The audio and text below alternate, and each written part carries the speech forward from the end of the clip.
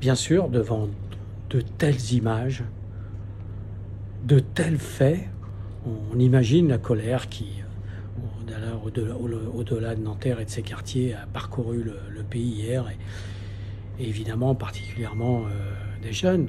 Bien sûr, l'exigence de justice pour Nahel, nous le portons. Je pense que nous allons réussir par des voies pacifiques à obtenir cette justice.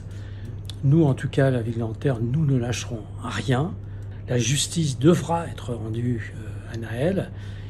J'ai confiance dans cette ville, qui est une ville solidaire. J'ai confiance qu'elle parvienne à surmonter cet énorme choc, ce drame, et qu'elle parvienne à faire entendre une voix de justice pour l'un de ses enfants. Je suis un enfant de cette banlieue.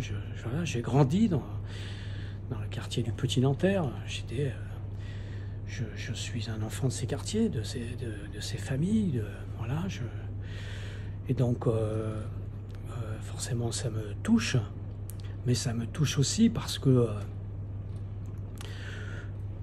cette ville, c'est une ville qui s'est tant mobilisée pour parvenir à ce qu'il y ait un peu du droit à la santé, à la culture, au sport, au loisir, à la réussite scolaire pour ses enfants, pour ses familles.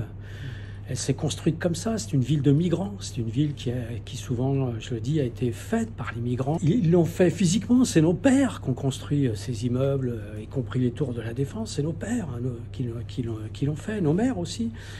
Et en même temps, ils lui ont donné une âme à cette ville. Une âme qui est celle de la tolérance, du vivre ensemble, où chacun doit trouver sa place, où on veut faire cette ville ensemble. Et donc, forcément, c'est tout ça qui est en jeu.